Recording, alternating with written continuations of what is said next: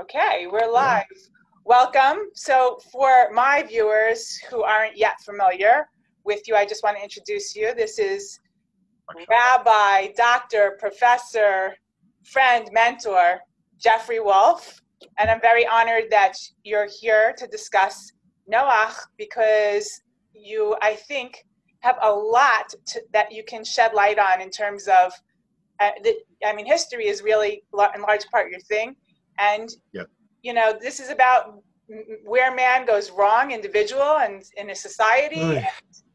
There's a lot I think that hopefully we can talk about and have a discussion and maybe some advice in there. So I think that it's very fascinating that we have both in this parsha, both the story of Noach and the flood, and obviously where they went wrong there, why God destroyed the world when it happened at that time.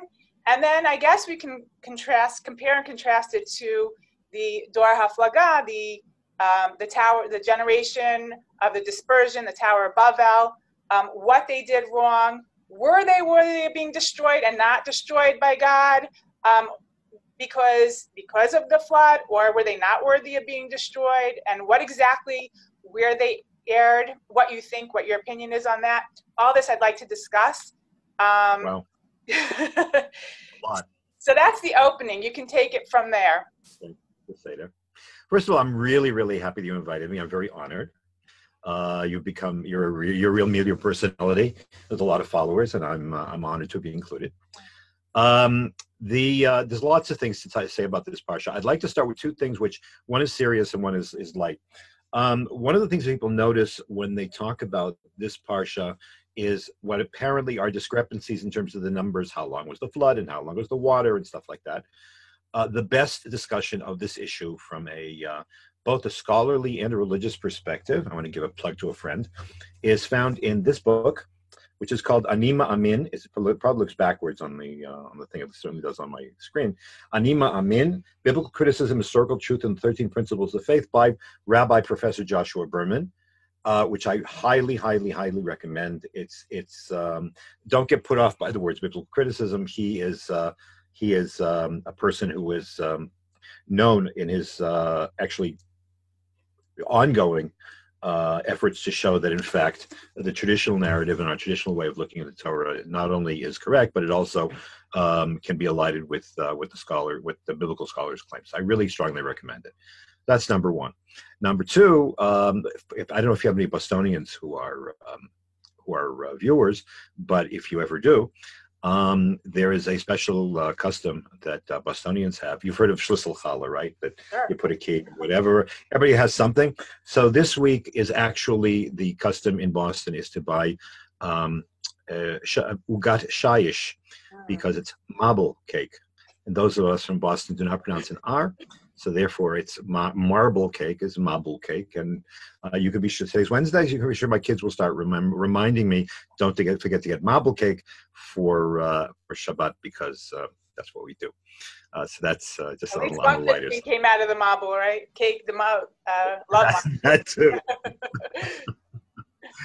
Okay, now as far as the parsha itself is so chock full of things that it's hard to know where to focus. What I would like to take a look at, simply because one of the things I try to do in not just popular but more public presentations on Chumash, I try to include things that I heard from my teacher Rav Soloveitchik Zatzal, and I think some of the observations that he made, some of which were partly published, a small amount in like 2 pages in this book, Abraham's Journey, gave me ideas in terms of the broader perspective of how to approach the parsha. Not so much the flood itself, which is what usually attracts people's attention, but what led up to it and what followed. So let's take a look. The point of one point of departure is the fact that the Torah assumes, and this is where the Rambam has it in the beginning of Hilchot Avodah Zarah. The Rambam assumes that Adam, first man, Eve, Chava, the first woman, were very much aware of the fact that there was one God.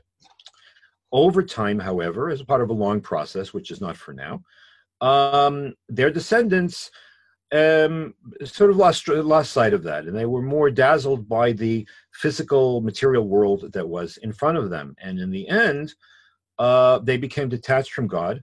Maimonides says that to the point that the very existence of God was no longer manifest. There were only few people that were still monotheists in the world, which makes that one of the problems in today's society is and I'm going to make a lot of contemporary references because I think they're relevant. One of the things that people of faith feel nowadays is the sense of being alone. There's a lot of secularist, atheist triumphalism in the world, not just less in Israel, thank God, but certainly in the West and certainly in the United States. So the idea that people of faith are a minority and feeling somewhat besieged is not a new thing. The Rambam says that, in fact, except for Shem and Aver and a few others, people had really lost track of God. So what did they worship? What did they do? So apparently they became pagans. This is when paganism came into the world, and people were worshiping the stars, and they were worshiping the planets, and they were worshiping animals, and they were worshiping natural powers, and so on and so forth. But one of the things that really marks paganism is the fact that even though you ultimately, you really do try to satisfy or try to worship natural powers who become embodied as gods, in a very real sense, it's very narcissistic. There is a wonderful line. Let me see if I have my copy. It's very old and in very bad shape. Here it is. Oh, fantastic. This is a book that I've actually asked my children. It's one of the things about one of the nice things about Corona, maybe one of the few, is that is the fact that I ended up doing all of my teaching from this major part of my library, so I just have to reach over, whatever. There's a book called Mythology by a woman named Edith Hamilton, which is probably I think still the best collection of Greek and Roman and even Norse myths. To give you an example, the edition that I have, which I did not buy when it was just out, was from 1942. It's still very much in print, and she has amazingly the following statement. You can see the picture. All right, you see there's a Greek god at the top, and that there's a guy, and there's Egyptian and Babylonian gods on either side. Her line is, the gods, unlike the Egyptians, made their gods in their own image, which is for me, always been a very powerful statement, that if you're not subservient, if you don't have Kabbalat al-Malchut Shemayim, you end up worshiping yourself, because your gods are essentially just a reflection or an extension of you. So that's the case. So it's very narcissistic, and as a result, you basically you project yourself onto your gods. Notice the Greek gods and the Egyptian gods, for that matter, in terms of their behavior, are simply human beings, only more so. So that we have them do stuff that people themselves want, and as a result, you end up being totally caught up in yourself. And paganism is ultimately self-worship. And this is what you find in the age leading up to the flood. What characterized the flood? Ki shchit kol basar et darko ha'aretz. All of flesh, whether it was the animals, also just people, corrupted themselves, and in two interesting ways. One, Chazal, and Rashi hints at this, although it doesn't cite much of what Chazal to say. Basically, the self-indulgence and the self-obsession of the generation of flood was fundamentally or came to its highest or lowest, look at it, expression sexually. That there were absolutely no bars. There were everybody was having sex with everybody else, and animals were going min be'eno mino, which was the inverse of creation, where everything is lemino, right? Everything is supposed to be according to one of the things that the Torah does teach is the fact that kedusha finds expression within limits, and when limits are taken away, it becomes a disaster. It becomes obscene. Notice that there's nothing greater for us to do than chesed, right? To do chesed is better than giving tzedakah, because tzedakah you can do with a check. But chesed, you have to give, and you have to be involved, and you have to be emotionally involved when you do it. And yet, one of the arayot, one of the forbidden sexual unions, is called chesed. So apparently, when something is out of control or out of not delineated, it's bad. And things without limits are wrong. So hence. So hence the sort of self-indulgence means of the generation of the flood was that they had no breaks. Whatever they wanted to pleasure themselves or have, they just took and they just did, and all of the rachim were bad. Interestingly, the Torah doesn't consider that, apparently, at least Chazal didn't consider that to be the worst of the worst, because the worst of the worst, ki malah haaretz chamas mipneihem. What's Hamas? Hamas is stealing. So it's interesting that there was not just a matter of lack of self-restraint vis-a-vis yourself, but it was also that there were no boundaries, that yours is mine and yours is mine and mine is mine, and everything. We're talking about total moral and legal collapse. And it was that the Rambam Shalom said, I can't. This is not possible. So that form of self-indulgent, hands-on, all bets are off type of paganism is what characterized the Mabul, which apparently caused it. That's the Dor HaMabul. Rav Soloveitchik used to call that the Bnei Basar. Right. Isn't it all under the same? I mean, the fact that the Hamas, the stealing and taking, is a lack of boundaries. I think that everything was, and we can relate to this today in terms of entitlement. And there are no boundaries because I deserve everything. So right. So all boundaries, personal boundaries, property boundaries, correct. Because it's not just stealing, you're stealing material objects from another person. You can take somebody's dignity by, if there's rape, that's taking something that's Absolutely. Not yours.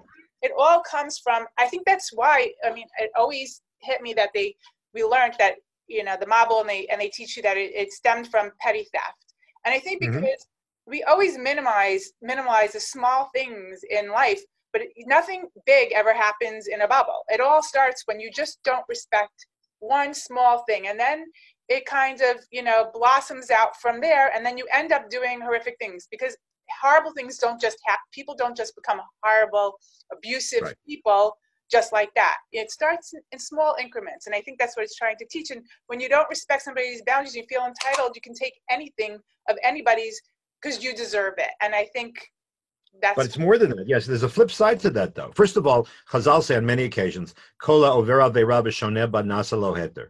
That if you do an avera one time and you do it again, it's going to be allowed. So Chazal say, "What? It's allowed? What do you mean it's allowed?" No, you get used to it. So even whatever disinclination you had, reservations you had about doing an avera or hurting somebody, after the mafioso kills his third guy or second guy, it's just another person. But what's striking, I wanted to pick up what you said about even small theft. It's what's it called, petty theft. Yeah. You're very, very right, and there's more to it. I think there's even more to it than that. The Rambam in the end of, I forget if it's in Geneva, at the end of Hilchot Geneva or Hilchot Gizela, neither, which is a mitzvah. Right? He mentions in passing that there is an element of, he says, shvichut damim, element of murder in theft. Now, when you think about it, there's a lot to that. Even though he says it sort of en passant, when we buy something, okay, I know we say, when we buy something, we buy because we want it. Now, there was something in that action which expresses something of us. Our possessions are an extension of ourselves. So if you steal something from me, first of all, I feel violated. And your mention about sexual violence is absolutely correct. But even something lesser severity, if you steal something which is mine and which I bought because it expresses something I needed, or it expresses something I feel emotional attachment to, then you've hurt me, and a part of you really, is an emotional attachment, which it's not just to things, it's to why you had this thing in the first place. So slowly chipping away at the rights of another person. It's not just a matter of you're not only taking their rights, you're hurting their person. Right. Which reminds me of Yaakov going for the Pachim Ktanim, because he identified even with the small things. It was a part of his mouth. Everything was important to him, and I think it speaks to that. Now, that doesn't mean, obviously, we don't value things over people. Right. But there is this idea that you don't decide what's important to somebody else, or that you deserve more than anyone else. So it cuts both ways. I mean, the lack of respect for another person's space, which is another part of this, because a person has his dalit amos, right? Is a violation. So all of these are violations, but they're no longer any violation because it's all about me. It's all about me. So I don't care about you, because satisfying my needs, whether they're physical, whether they're sensual, whether they're intellectual, whatever the case might be, that's what's more importantly. And therefore, I am. What would you say? Cancel. I would, if this were 6 months ago, I would have said I erase you. Right. But tell us, I'll cancel you, because you don't. As far as I'm concerned, you don't exist, because my satisfaction, whatever I'm trying to satisfy, is more important than anything else. And you could even tell yourself a lie that, and I represent the absolute truth, and what are you?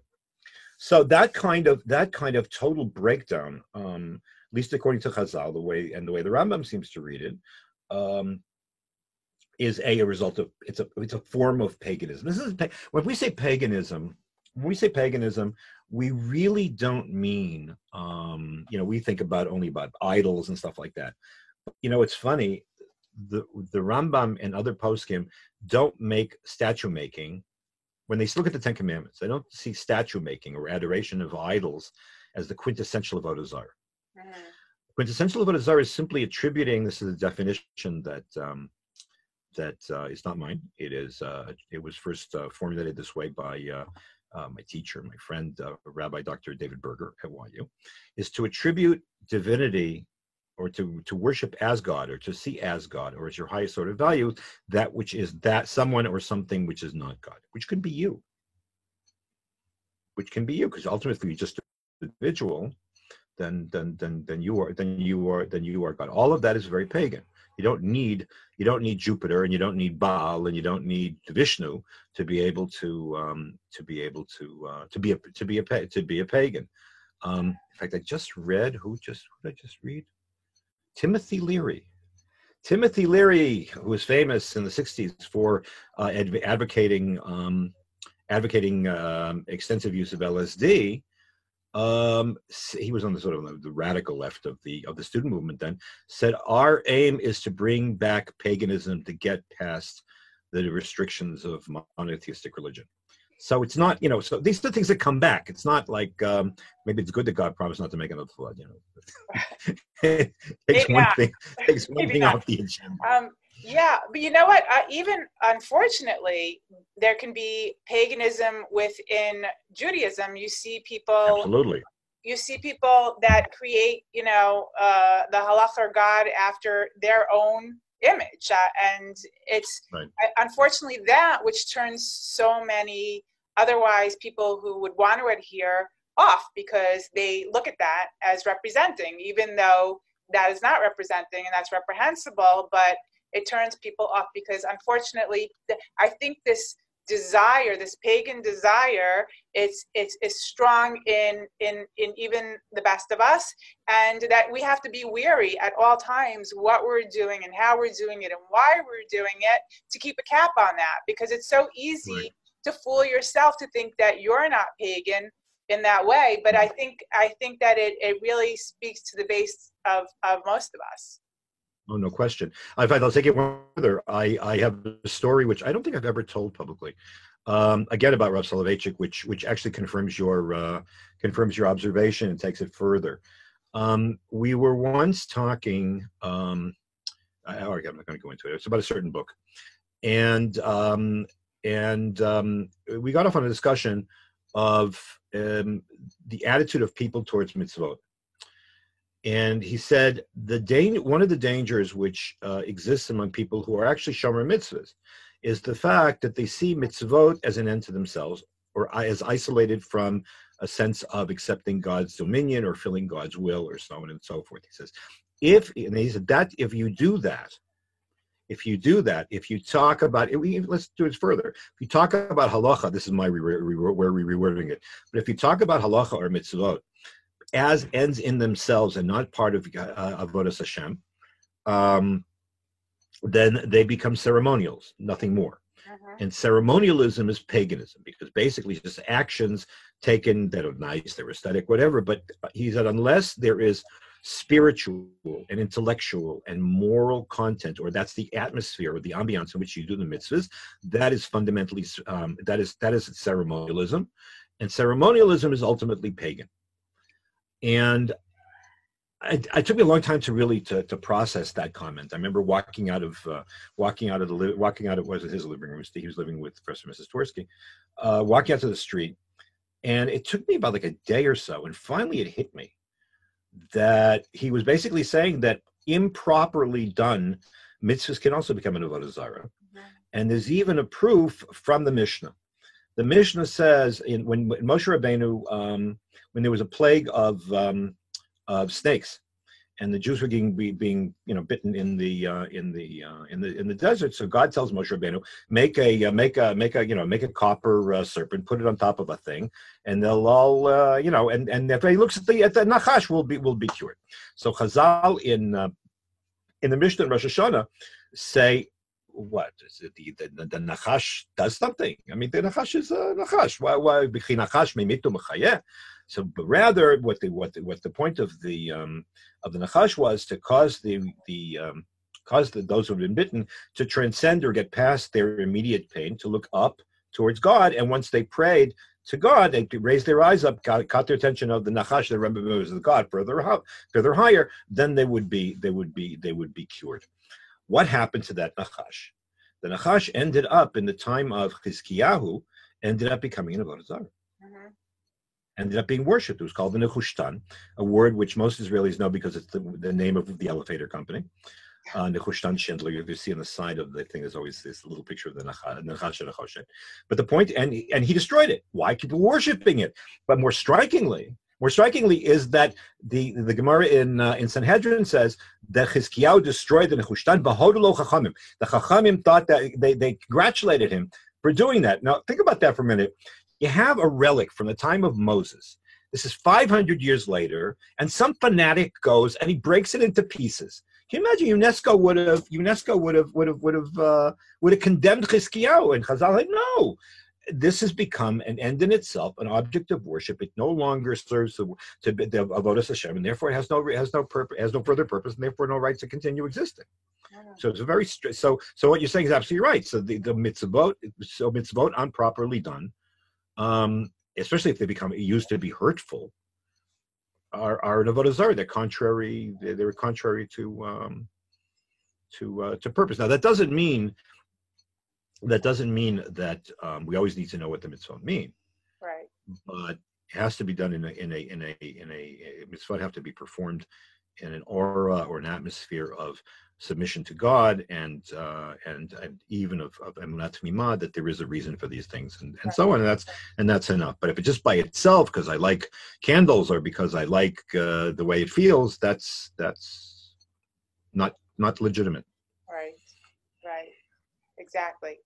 Okay. So, and I would like to we got a little bit sidetracked, but to get back on track, I would like to take a look at the Dor HaFlaga, the story of the Tower of Bavel, and how do you? I mean, I've been working on it. I came up with a few of my own theories, but I would be very interested to know how you see it as what went down, as what was the sin. It's a little bit shrouded in mystery, and it's not written very clear cut, and I think it's open for interpretation. And do you see it in and if you do see it in contrast to the generation of the flood, what do you think went wrong in between? Because obviously they know what happened. Noach's still alive. They know of the flood. Right. Where did they go wrong? Why did they go wrong? What do you see in there? Well, I think that there were two episodes which are a direct result of the flood. In typical Jewish fashion, there are two episodes with three meanings, and I think they all have to be looked at together. So first of all, when or actually four ways. Look at the way, and I'm sure I'm not the first person to say this. Look at the way that Noach and his family respond to the flood. Okay. Noach comes out of the ark. He sacrifices to God. He thanks God. God gives him the Sheva Mitzvos B'nai Noach, 6 of which were given to Adam, but because he got the 7th, he gets the prize. He gets to be the person after whom they're named. And he proceeds to get absolutely drunk. All right. Now, while he's drunk, comes Ham, and he does something to him. The Torah says he saw that he had just he became exposed. Chazal and Rashi quotes 2 possibilities, say no, there were 2 things he did. Ham did not just see his nakedness, meaning see his vulnerability, if you want. So Rashi says there are 2 possibilities. He either castrated him or he raped him. Okay. Those are 3, when you think about it, those are 3 ways of responding to horrible disaster. And the truth of the matter is, and this is maybe for a longer discussion, in the period during and after the Black Death, we have almost precisely the same modes of reaction. And in the world of Corona, you see it here and there too. So let's see what it was. So if Noach got drunk, it sounds like a person who just can't take it. It's whether he can't take being in this new world, whether he feels guilty, he might feel survivor's guilt, certainly. He'd rather be totally inebriated and not have to cope with this new world. Can't exist in this new world. All of his friends are gone. Whatever the case might be, so he's just out of it. Ham, his response. We'll get to Yefet and Shem a little later. Ham's response could be one of 2 things. A, he castrates him. Why would he castrate him? Well, castration in this case is certainly an act of anger, but if you're castrated, you can't have more children. In other words, there are those who respond to disaster, to whatever, and there's a movement like this. No more children. The world is too horrible a place to have children. Mankind doesn't deserve to exist anymore. And as a result, he said, "That's it. I'm stopping. I can control myself. I'm stopping this now. I'm not letting Noach have any more children." And you hear people today, by the way, say, "I can't bring a person to this world." If he raped him, that could be because he's acting out and he's doing the most humiliating thing he can do to the earlier generation, and he wants to just he wants to wipe them out and start from scratch, because this is clearly an act of anger on his part, and he's trying to get back at the previous generation who left us this terrible world. And I think it's against that background you have to see Migdal Bavel. What's Migdal Bavel? Migdal Bavel, first of all, it's interesting. They're all speaking the same language. Everybody's together. I just want to add something which I heard recently which blew my mind. There is it's not always so interesting, but when you're looking for a podcast on something, you'll settle for what there is. There is a very detailed podcast called The History of the English Language. He doesn't start with the English language. He starts with Proto-Indo-European, which is the earliest language, non-Semitic language that had been documented. And it turns out that literally every single language from India to England is descended from this one language, which really don't have much of, but there is this one language, which would mean that in terms of Semitic languages, the same thing would be true. So this idea that there was one language and everything developed off of that is not bizarre. It's now, from a scholarly point of view, proven that there was, and all Mishamit Batzla Kol Haaretz. So I just thought I heard this and I go, oh, that's cool. But right. It's one of these things that you always discover when there's nobody around to tell. So you have to keep it to yourself. Anyways, Migdal Bavel is an attempt. I think has a few things. First of all, they want to take over heaven. Man wants control. Man wants control. God punished us. We're not gonna let that happen again. We want control. we want, and control requires a couple of things. Control requires ambition. Control requires a certain degree of violence, and control also requires discipline. So one of the interesting things about Migdal Bavel that people don't notice is the fact that it's the inverse, or the other side of Dor HaMabul. And this is Rav Soloveitchik used to always quote, and there's even a passage I'm going to quote you from Pirkei Rebbe Lezer that he used to cite. If the Dor HaMabul was a generation in which everybody did whatever they wanted, the Migdal Bavel was a totalitarian state. We are all doing this for the greater good, but for nobody in particular. And the expression thereof is found in Pirkei Rebbe Lezer, chapter 24. Pirkei Rebbe Lezer tells the following story. Pirkei Rebbe Lezer is a late ancient, early medieval midrash from Eretz Yisrael, and the midrash says as follows: Sheva ma'alot hayulo lamigdal mimizracho, v'sheva mimaravo. There were 7 stairs up and 7 stairs down. The use of 7 obviously is important too. Ma'alim et halaveinim mikan. They would schlep up the bricks from one side, the yordim mikan, and they would walk down the other side. So it was constant motion to build up the tower. Im nafal adam vamet. If a guy fell down, a person fell down and died. Lo hayo samim let libam elav. They didn't pay attention. Im nafla leveina achat. However, if one brick fell down, hayu yoshvim uvochim, they would sit and they would cry. Ve'omrim oy lanu matai ta'ala acheret tachtel. My God, when is somebody going to go and replace this brick? Ve'avar Avram ben Terach ve'ra'a otam bonim et ha'ir ve'kilalam b'shem Elokav ve'amar bila Hashem paleg l'shonam. Avram Avinu happened to see walk by. He came by and he saw them building the city. And he cursed them in the name of his God, saying, "May God swallow them up and divide their speech." What do you have a story? You have a story here of a totalitarian society which has decided that they're going to, in the interest of man's supremacy as a whole, man in general, not anybody in particular, they're going to impose extreme discipline on the society. This is the mirror image of Dor HaMabul. But here, in the name of an abstract principle of supremacy, individuals mean nothing. The only thing we're going to do is going to coerce every single person to a greater good, and that way, with that kind of discipline, with that kind of force, first of all, we won't have the situation in which a God would want to destroy us again, and number 2, in which the idea is more important than any individual life.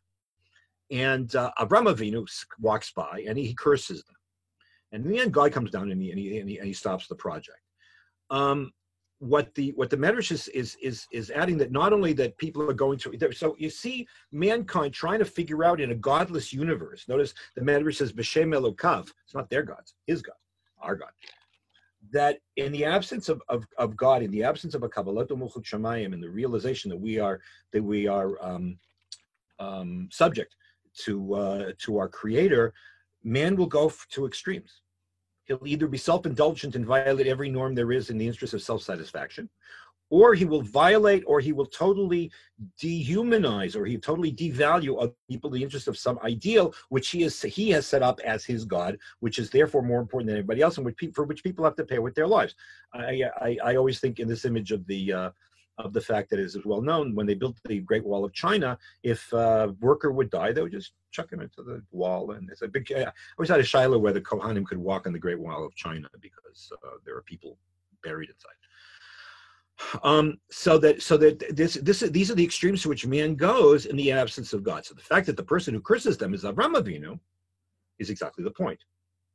Because Avram Avinu is the answer. Avram Avinu, who's the one who recognizes that God has to be that the only way for mankind to be truly free and to be truly human is to accept the kingship of heaven and not the kingdom of himself or the kingship of another man, of another person, or the kingdom of some kind of abstract idea. once you have that, then man realizes his limitations, and both of the extremes then find their proper place. Whether it's a matter of, on the one hand, yes, people have a right to a certain degree of self-expression and self-satisfaction, and there's Judaism is not a religion of asceticism. On the other hand, it's not. There aren't limits. There are limits, rather. There are limits, and similarly, on the other hand, there's room for discipline, but not if it destroys a person's humanity.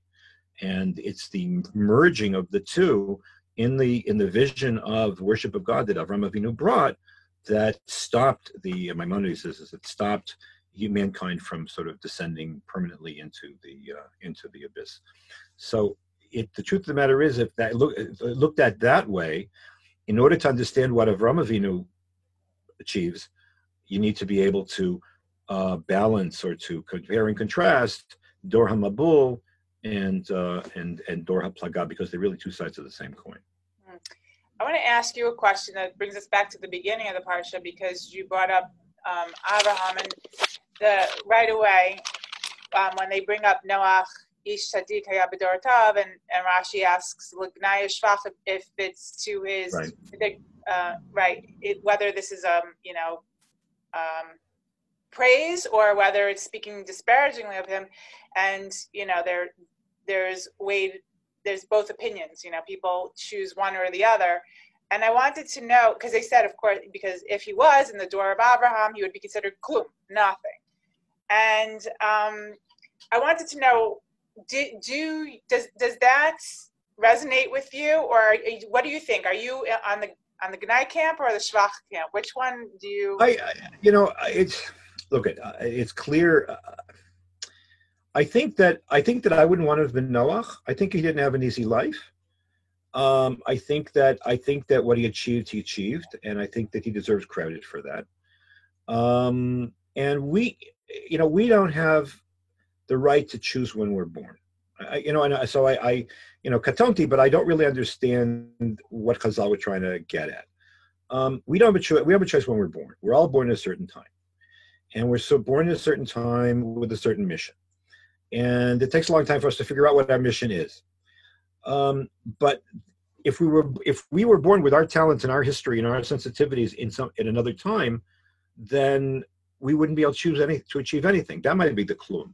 I mean, what Noach was able to do in terms of persevering and in terms of bringing his family and organizing the ark and suffering, according to Chazal, the ridicule of generations of people making fun of him. And so on. I think he deserves, for his time, he was exactly what the world needed. Now, was he as great as Avraham Avinu? No, but I don't know if Avraham Avinu his time wasn't to be in the time of the flood. His time was to do something much greater, but afterwards. So yeah, so Noach is apparently both according to the Tanakh, was a more dependent individual. He was a guy that knew how to. He was a bitzuist. Give him his orders, he'll go do it, and he'll do it well, and he'll do every single thing that God tells him to do. The minute that's over and he doesn't know what the hell to do with himself, then he gets drunk and he can't function. So yeah, so he is a flawed individual, but for purposes of getting all these animals and all this stuff into the ark and saving part of mankind, he did a job. Look at if Noach were really supposed to be viewed as a negative personality, then Jews wouldn't name their kid Noach. Right. It's very simple. Yeah. I mean, I'll tell you. So I'll give you two interesting examples. So, for example, Jews up until the rise of Islam named their kids Yishmael. Right. Why? Because he did tshuva b'asher husham, right? The minute Yishmael became a politicized thing with the Muslims, so no more Yishmael. Jews don't name their kids Eov. Arabs do, for all kinds of reasons. But Jews don't name their kids Eov because Eov is not a positive figure, and he never quite gets it in the end either. Right. As much as he suffers. So that the fact that Noach is a perfectly legitimate and in fact, more than legitimate name, shows that he has value. To compare him to Avram Avinu, Avram Avinu is a whole different ballgame. Avram Avinu, yes, Avram Avinu is a person who knows how to be self-reliant. Avram Avinu is a person who knows how to find God on his own, according to the Rambam, according to the Ravid too. Whether he was 40 or whether he was 3, it's a question of whether his awareness of God came through intellectual search first or intuitive revelation. That's the machlokas there. And he was able to stand on his own. I don't need to give you orders all the time. You can rely on your intuition. You can rely on Lech Lecha La'arta She'areka. God never really tells him where he's going. He knows it intuitively. He'll figure it out. So yeah, on a scale, if I had an absolute scale, so Avram Avinu is the greater individual.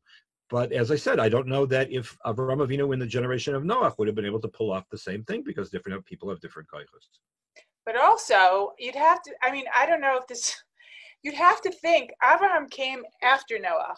He had the luxury of learning from what, it's always on, the shoulders of, who knows, and you can't compare. And what really astounded me is when I heard the Rashi or all the Mefarshim, and I wonder, are they talking about a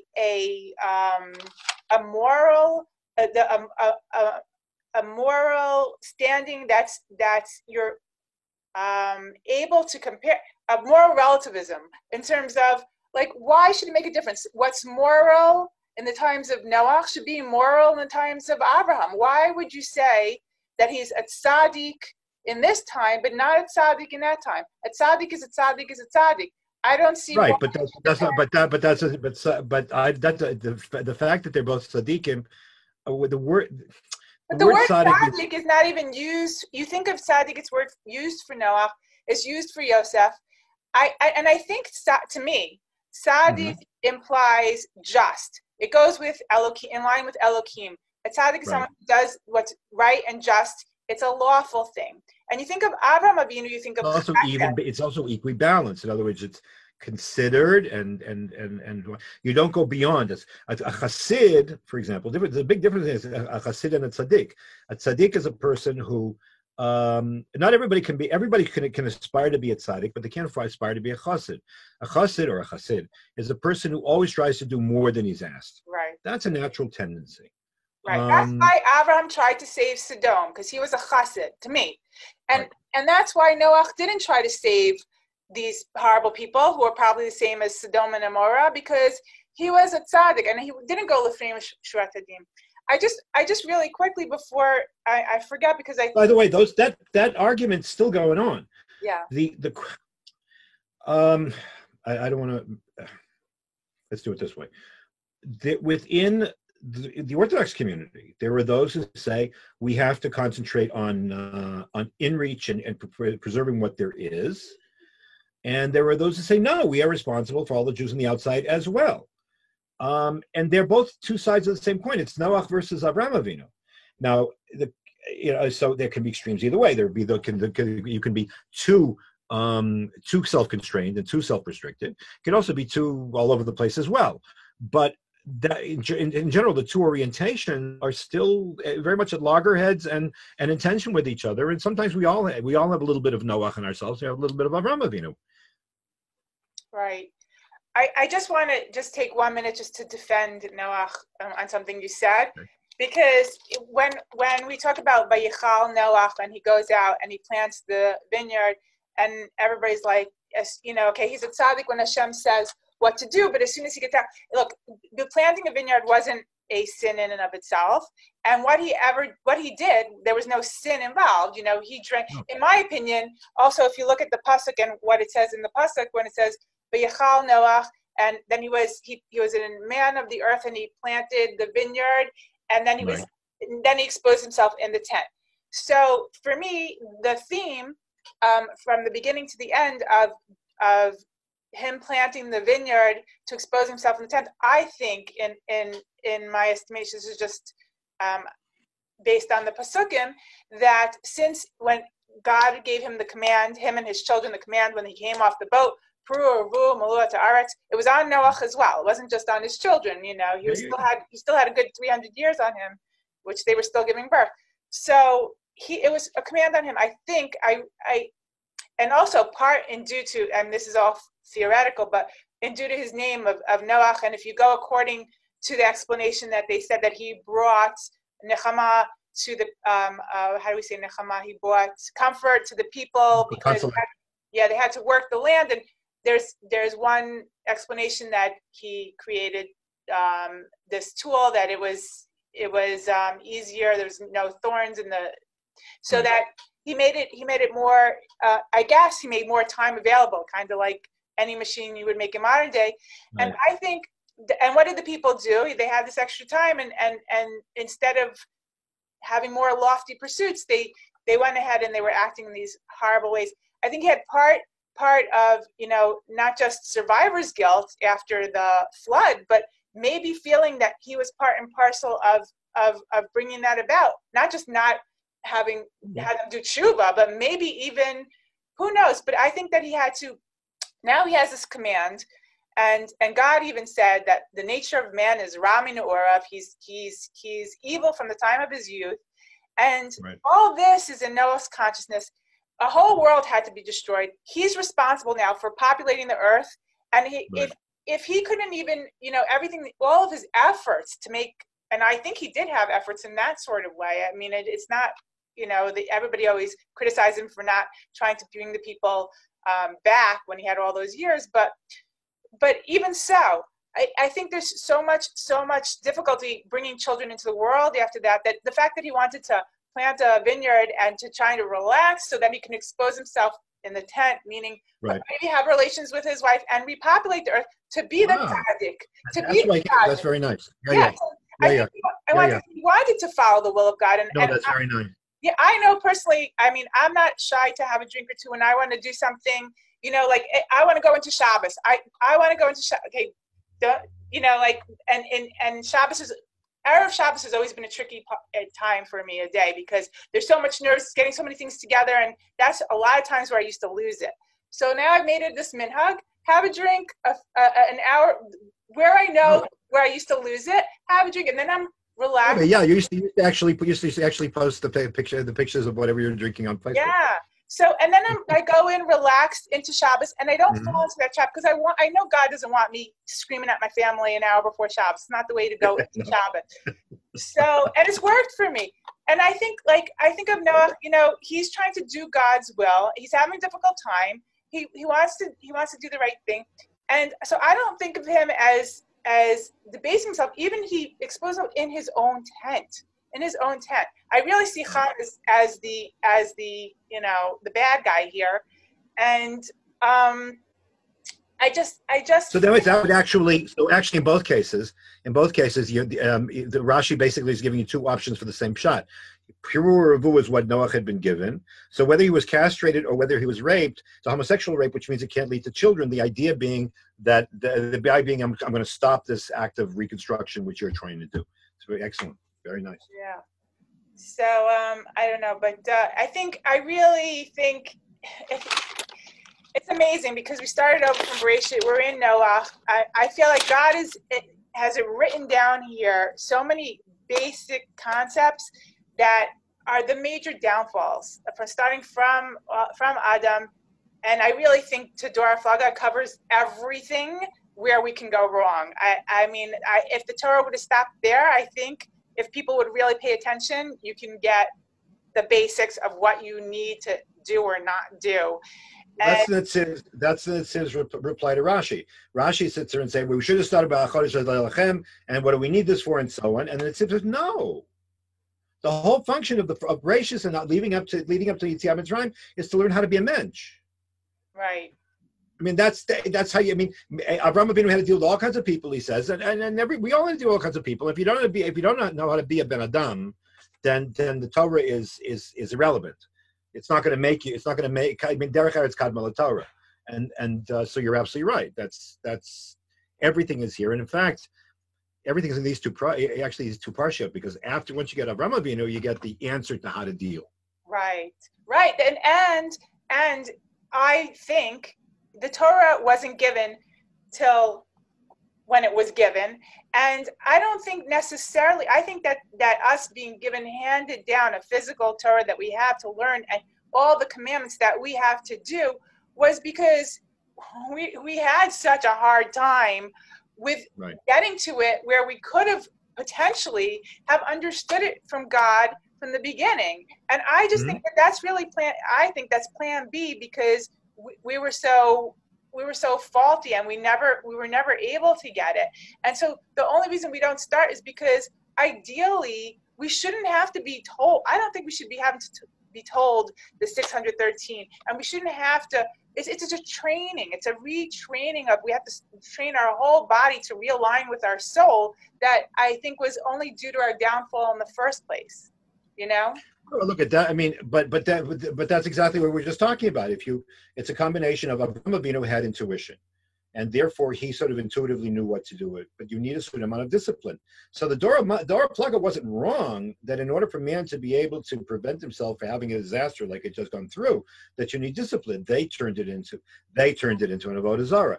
Everything has to be very, very carefully modulated, and everything in nuance and balance is exactly the point. Right. It's exactly the point. And that's what Avraham Avinu apparently, and now Rambam seems to have thought so as well.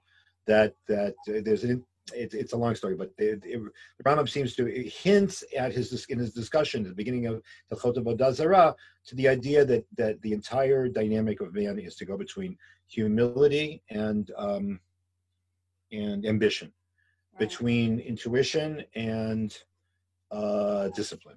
And when things get out of sync, extremes are by definition bad. They're always destructive.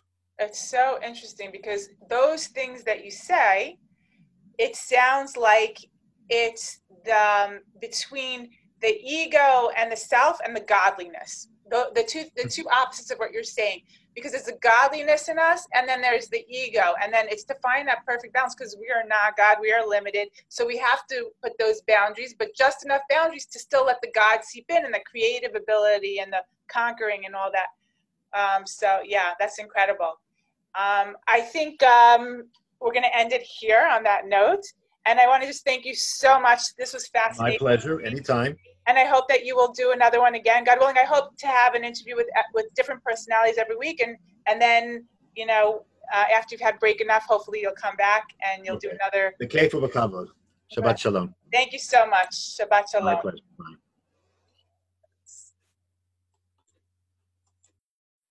Okay, I stopped recording.